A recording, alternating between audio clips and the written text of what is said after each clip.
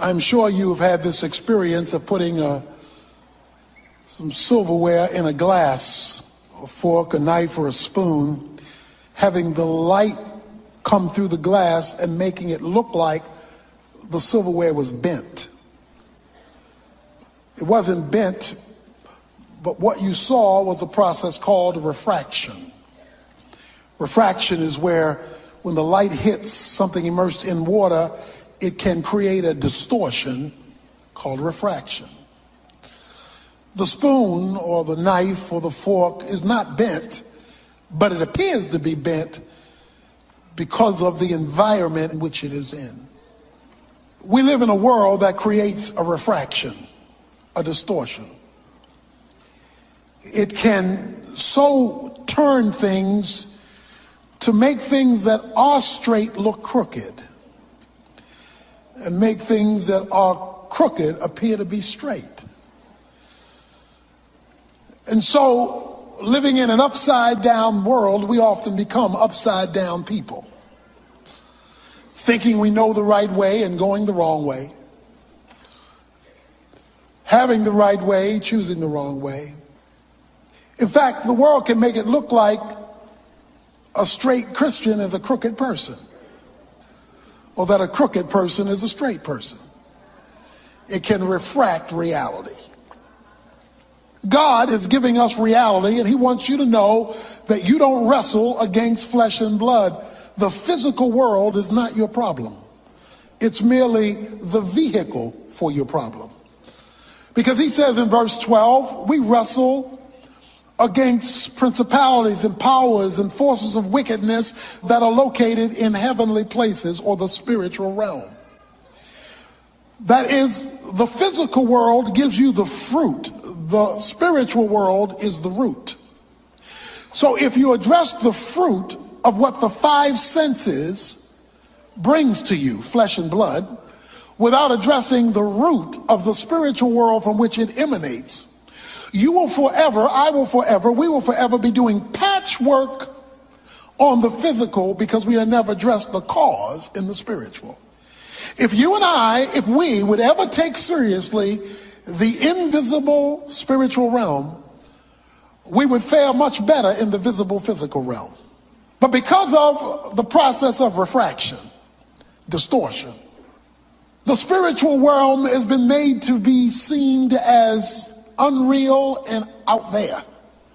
Because after all, we operate in the world of the five senses. The five senses are very real and very necessary, but they're not the starting point for the Christian who's been seated with Christ in heavenly places.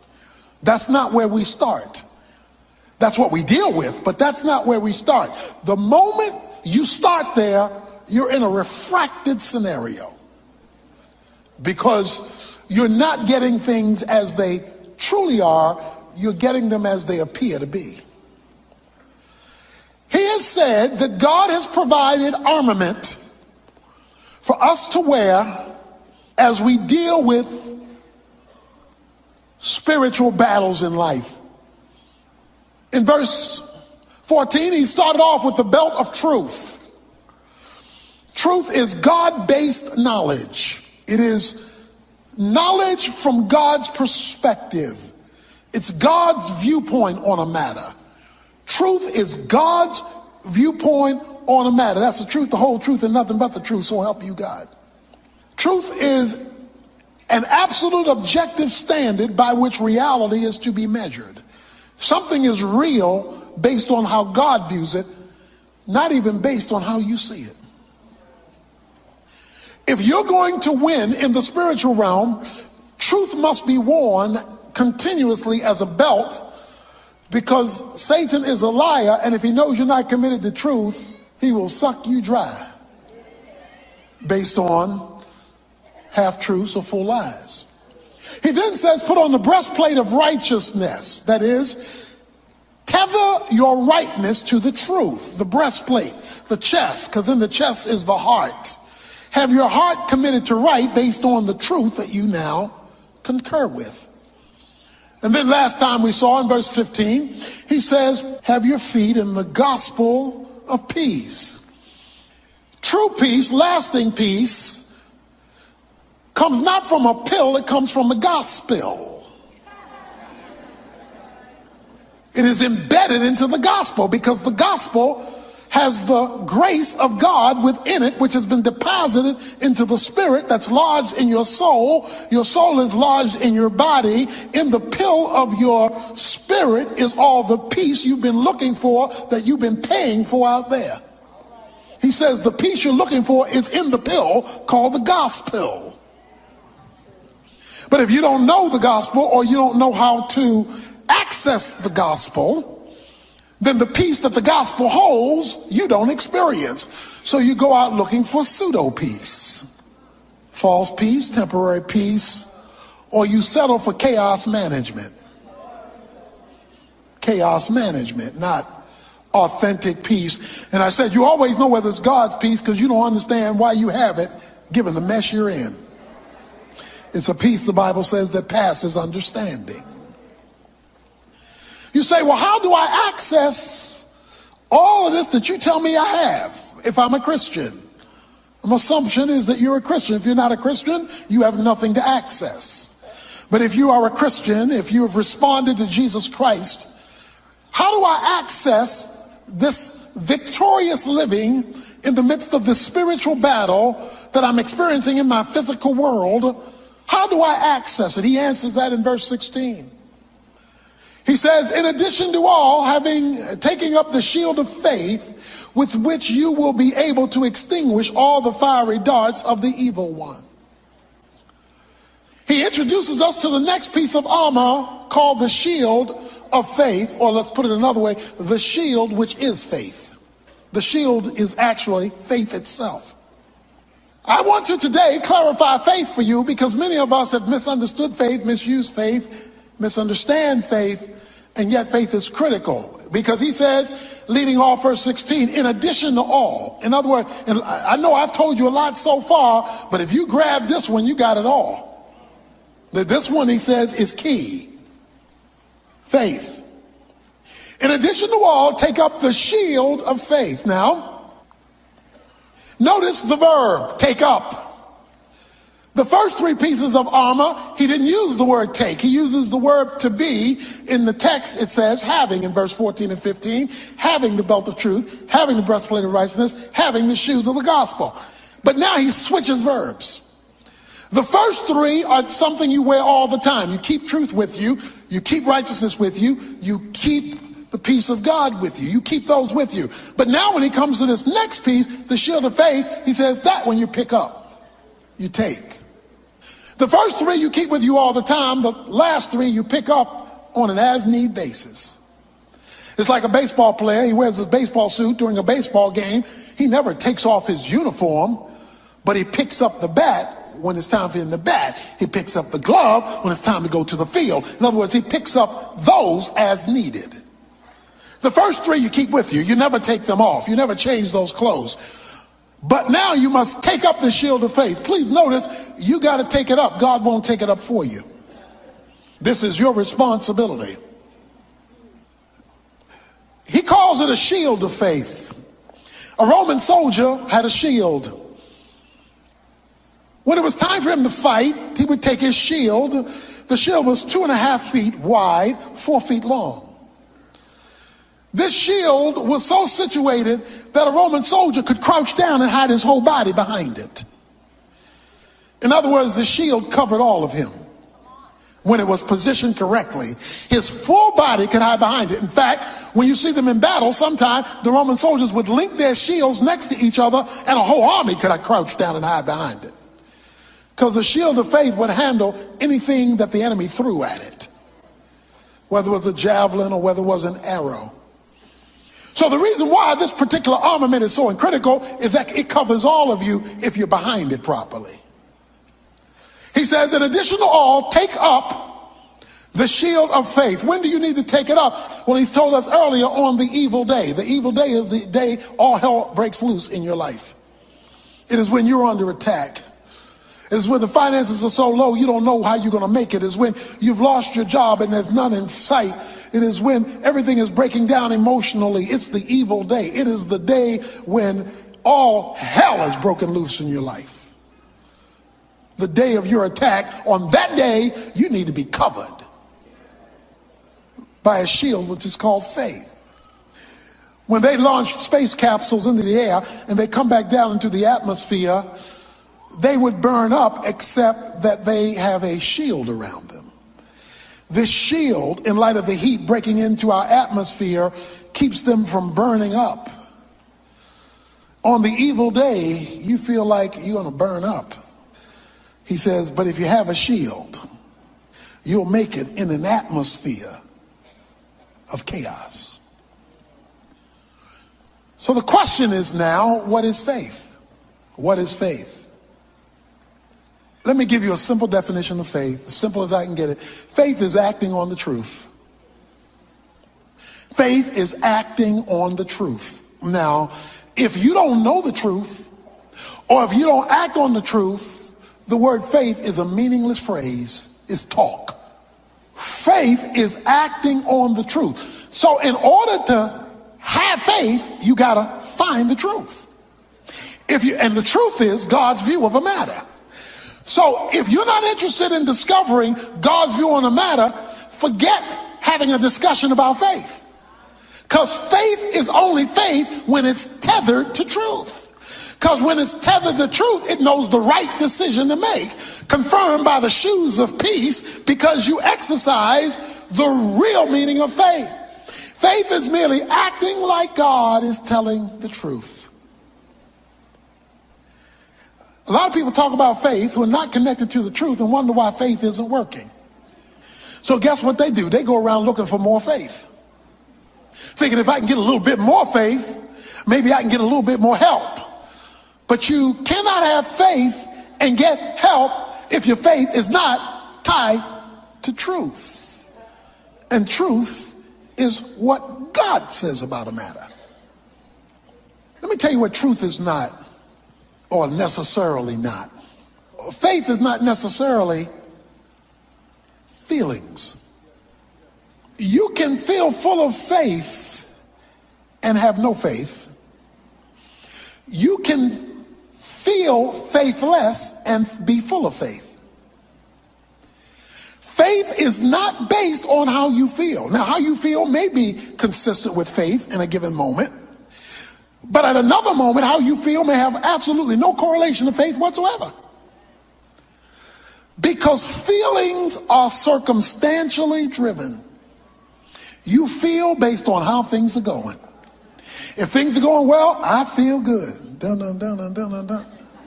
If things are not going well, I feel bad. Because circumstances dictate feelings. And you can't always control that. You can't always control that. I am glad my faith is not tied to my feelings, because then my faith would be as up and down as my feelings are. And we all up and down to various degrees on the feeling side. So I want to get feeling out of the definition of faith, although sometimes it is consistent with faith.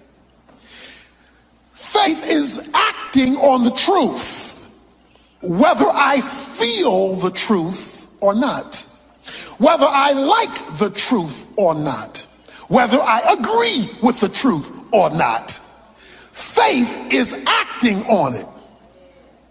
So you can feel faithish and be faithless. You go to the movie, it's a horror flick. It's a horror flick. You know those monsters aren't real. You know that. You know the zombies coming out of the grave aren't real. Yet you're sitting there, covering your eyes, can't sleep because you remember the show, and you know it's not real. You know that. You knew it before you went in. You knew it while you were watching it. You knew it when you left, and you're still all shook up.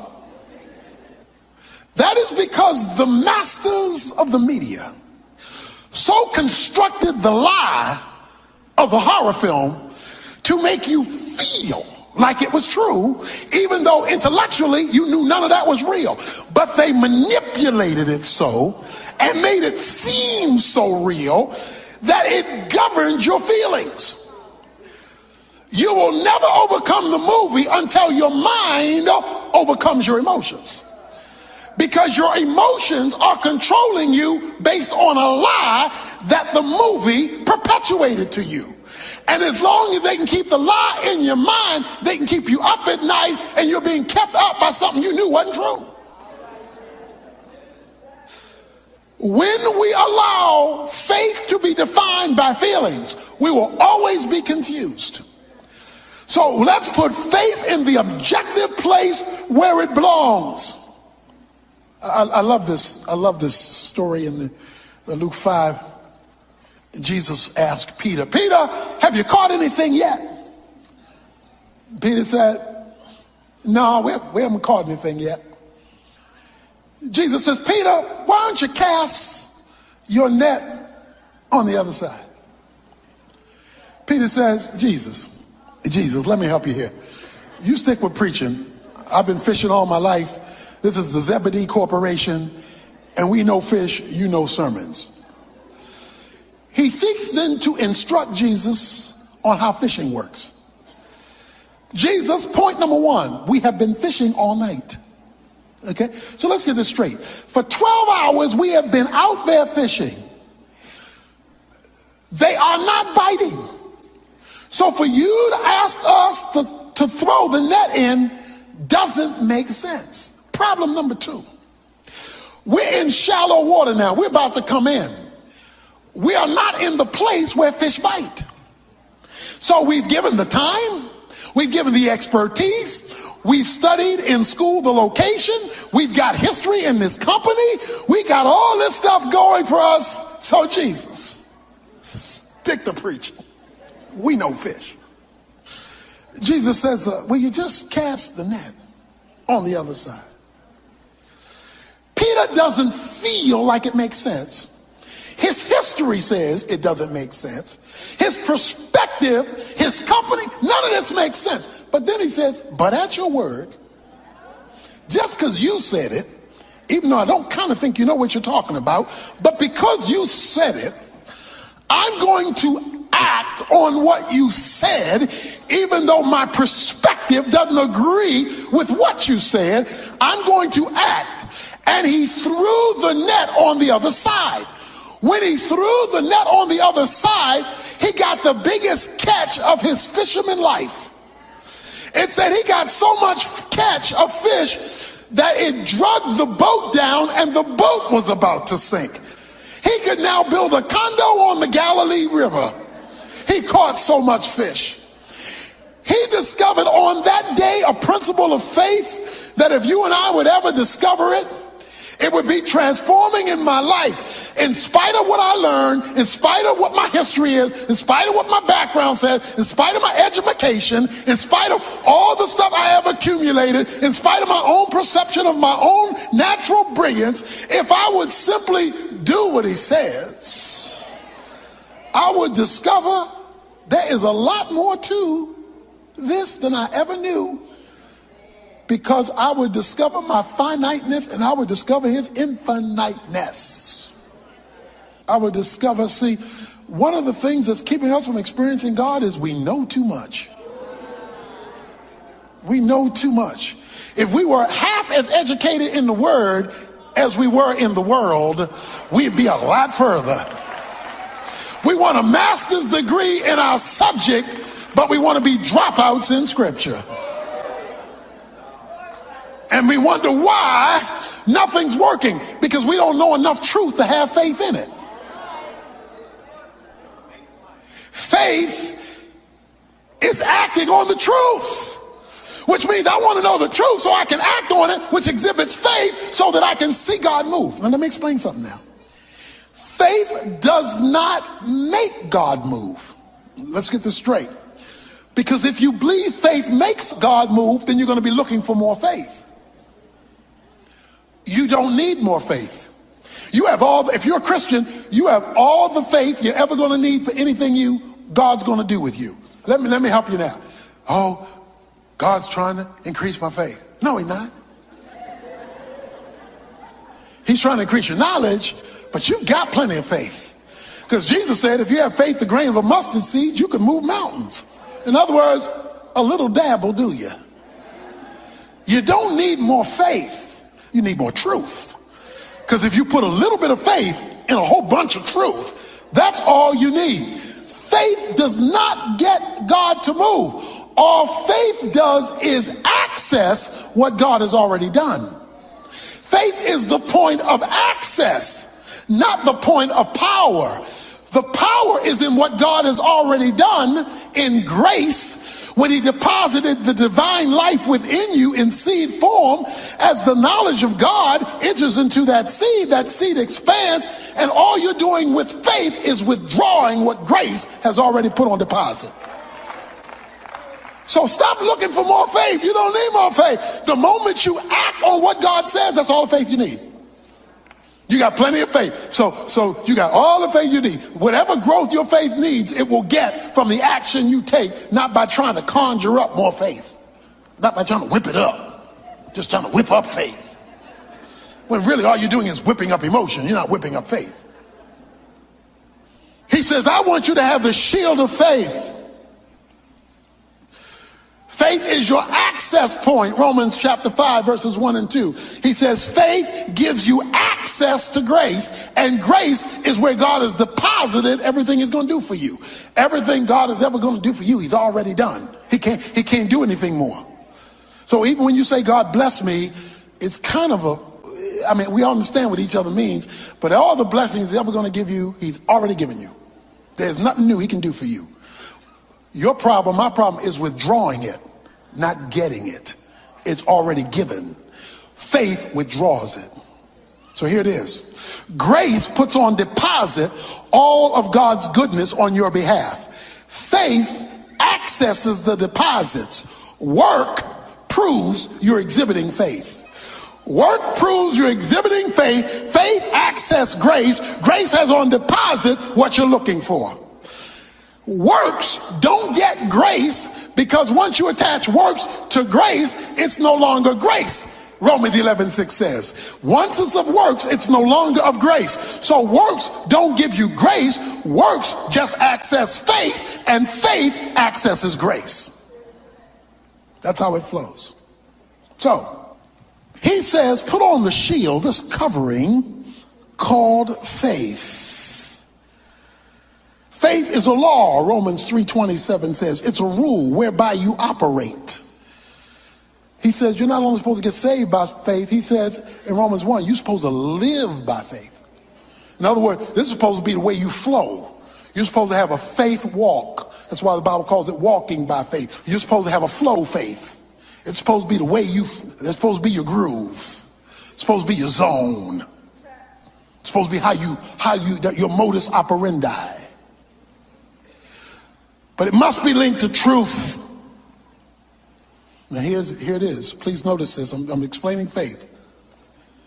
Faith, if you want it to be real, watch this now, cannot be limited to your five senses.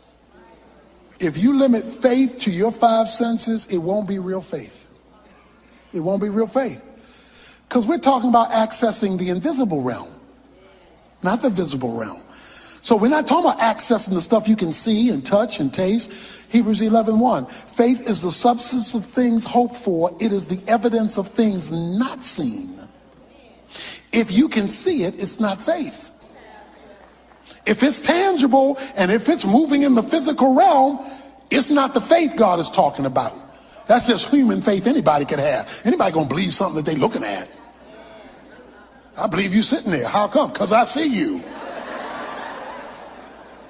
That's not what he's talking about. He's not talking about that. He's saying it's the evidence, it's the substance, so it's real. Even though it's in the spiritual realm, it's real, and it has evidence. It's provable, but it's not yet seen. The whole point of faith is to grab something out of the unseen realm and bring it down to the visible realm. So you never start with what you see to determine whether you have faith. That's called sight. It's a whole nother word. And because we don't live by faith, in other words, because that's not how we roll, that's not our flow, we don't see much grace. He says, In addition to all, above all things, take on the shield of faith. Why do I need the shield of faith? Faith. Acting like God is telling the truth. Acting like it is so even when it's not so, in order that it might be so simply because God said so. You go to the doctor because there's typically something wrong you can't fix. Because usually you started off with over the counter. You started off with human ability. You started off with your own mind could conjure up. You started off with what you could take care of yourself. So you went to the doctor and went to the pharmacy. You went to Walgreens or some other pharmacy and you got some, something for your stomach, antacid, or you got something because you were going to do the best you can to make life better. But your best wasn't working. So you call the doctor. You tell the doctor, Doc, I've got a problem. My stomach hurts. The doctor's going to hear your call, but he's not going to take for granted your problem. He's not going to assume what you think is wrong is what's wrong. Now, you've talked about how you feel because you talked about the pain. But in his mind, there could be something else causing what you think is a stomach ache. So he's going to do a battery of tests to ascertain the truth about what's really wrong, creating the pain that you're now experiencing. Because all you know is the pain, you don't know what the real problem is yet. Until somebody who knows more than you assesses the situation, who can tell you what the truth is about what you feel. All you know is I feel a little something, but obviously I don't know enough because I couldn't fix it. So I'm going to you, Doc, for you to tell me what the real deal is. I need the truth. Why? Because until you get the truth, you can't fix the problem. See, as long as you're satisfied with antacids, and that's not your problem, then you're not dealing with the truth, although you think you're dealing with the truth. You're just dealing with limited knowledge. But the doctor has information you don't have. He comes out and he says, oh, this is the problem, which was more than just a general upset stomach. He says, this is the problem. He pulls out a sheet of paper called a prescription, and he writes on it words you do not understand. In fact, if you can read his writing, he's not a real doctor. Because one of the ways you know a real doctor's a real doctor is he can't write. You have this piece of paper and he says, take this for your real problem. Because those antacids you were taking is not your real problem. Take this. Maybe he's discovered an ulcer. You take a piece of paper that you don't understand to a pharmacy. You give it to the pharmacist, whom you do not know. The pharmacist goes back there with a whole bevy of medicines and starts putting your stuff together. That man could be putting strychnine and giving it to you because you don't know. The only reason you're doing this is you know he's qualified.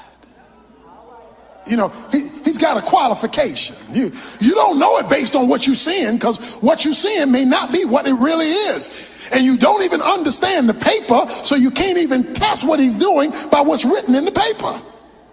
You got to believe that what he is offering is what's on the paper. So you've taken the prescription, you've gone to the pharmacist, he's giving you the medicine. Now you've done all that, you still got an upset stomach. And the reason why you have an upset stomach is the reason it was written and the reason you went to the pharmacy wasn't to get it, read it, and deliver it. It was to get it, read it, deliver it, get it, and take it. Until you take it, you've not fulfilled obedience. And if you don't fulfill obedience, you're not going to get better. Because your way was solving the symptom, not solving the problem. See, many of us, we come to church and we get the word and we say, well, I don't understand all that. I don't understand all that. I haven't studied Hebrew and Greek and Aramaic, and I don't fully understand all that, but I know the one who gave it knows what he's talking about, because he's a pro, he's a doctor. If there is no acting on what's prescribed, there is no faith that has been exhibited. And if there is no faith that has been exhibited, stop complaining to the doctor, his stuff not working. We've got a lot of people complaining to God, your way doesn't work, and we haven't taken pill first. Well, we took one pill and there 20 in the bottle. He said take one every 4 hours. We take one every 4 days and wonder why it's not working. Because we have not exhibited faith. Faith is not a feeling. Faith is not a discussion. Faith is an action taken based on the authorization of somebody who knows what he's talking about. Last time I checked, God knows what he's talking about. Why do you do this? So that you will be able to extinguish all the fiery darts of the evil one. He says the reason you do this, the reason why faith, that shield that you ought to crouch behind, because it can handle anything thrown your way. All the fiery darts of the devil. Notice, not all the darts or arrows. The word dart means arrows. The Roman shield is made of wood, but it's wrapped in leather or some kind of animal skin. When they went out to war, they dipped it in water. They knew that people were going to throw spears at them and that they were going to shoot at them. And that some would dip their tip of their arrow in pitch and light it. That's why it calls fiery arrows. That's an arrow that's been set aflame. You remember cowboys and Indians in the movies or in television? And the wagon train would be going around, and then the Indians would attack the wagon train. Then the wagon train would get in a little circle. Then the cowboys would get behind the wagons and start shooting at the Indians. And you know, whoa, whoa, whoa, whoa, whoa, whoa, whoa. They riding around and they shooting arrows at the cowboys. Well, now, it really wasn't a fair fight because, at least in the earlier days, the cowboys had all the guns and the Indians had all the arrows. Man, that's not a fair fight. But there would always be this one smart aleck Indian. He would dip the tip of an arrow into some pitch. He would light it. So now it's a fiery dart. It's an arrow that's been lit up. He then pulls back the bow and shoots. That arrow is not for a cowboy. That arrow is for the canvas of a wagon. Because he knows if he can burn down the canvas, he can expose the cowboy. And now once exposed, I don't need fiery arrows. I just need arrows. Fiery darts are meant to dismantle you so that now you become open for everything else he wants to shoot your way. He says the shield of faith is so strong that not only cannot arrows get your arrows that's been put on fire can't even burn you down. He says the shield of faith is staggering. Why? Because faith enters into the realm of grace and accesses God at a whole nother level. It accesses God. That's why 1 John 5:4 says we are overcomers by faith. In order to be an overcomer, there's got to be something to overcome. Maybe you're trying to overcome joblessness or finances or emotional fire of the mind or emotional depression, or maybe it's relational fires that you're going through, or maybe it's sin and temptation that has set you aflame. Whatever the fire happens to be, he says faith can put it out. Faith can put out the fire. But you've got to define faith God's way, not your way. Any weightlifter who can lift 500 pounds doesn't have a problem with 100 pounds. If you can lift 500 pounds and somebody says, well, can you lift this 100-pound bag? Ain't nothing but a thing, because if you can handle 500, 100 is no big deal. On the cross, Jesus Christ handled the sins of the whole world. the whole world, for all people, for all time, all sin was pinned on Jesus Christ 2,000 years ago on the cross. All the sins of all mankind for all world was put on Jesus Christ on that day. So if he could handle all the sins and all the circumstances of all men for all time, what did you tell me your problem was? What did you tell me your situation was? What did you tell me your need was? And you're going to imply the God who can handle it for the whole world on the cross, yours is a little bit too heavy. No, what's missing is faith in it, not power for it. What he is suggesting to us is that if we will take faith seriously as God defines it, you will experience victory as you've never had it before. I will never forget it. I will never forget it. This is lodged in my mind. The 1996 Olympics. Her name was Carrie Struggs. She was a gymnast, a little tiny girl. The United States gymnast team was in second place.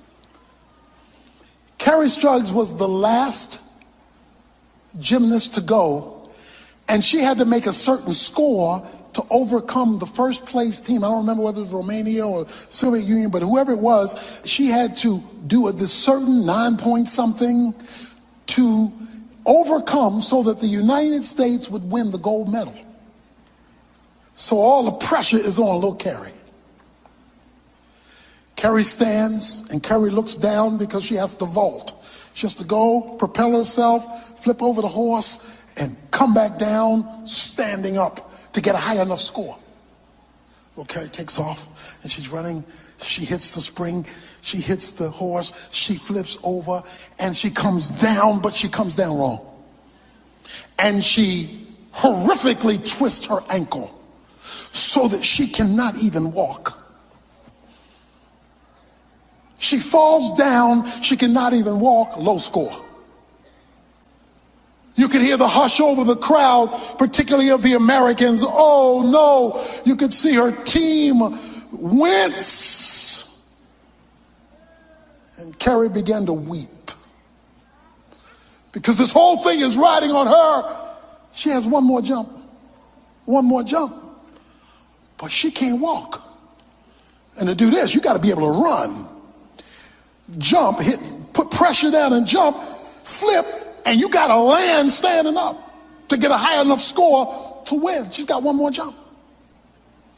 So she's there weeping and trying to stand up. Barely can stand up on the one leg. Can't put any pressure on the second leg. Over in the corner was her coach, Bella Carolla, the famous gymnast coach. He looked at Carrie crying because they couldn't go meet. He says, Carrie, everything about Jesus' life and ministry is special, but Luke chapter 7, verses 1 to 10 is unique. Why do I say that? Because according to verse 9, after he has the conversation with the centurion, it says, when Jesus heard this, he marveled at him. There are only 2 times that I recall in Scripture Jesus marveling. One is Mark chapter 6, verse 6, where it says, and he marveled at their unbelief.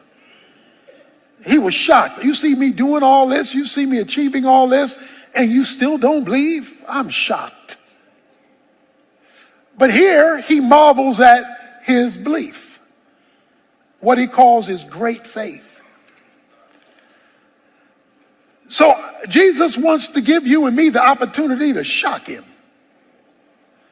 to blow his mind from this story. But what you may think blew his mind may surprise you. Let's set the scene. There is a centurion. A centurion was a mid-level officer in the Roman army who oversaw 100 soldiers.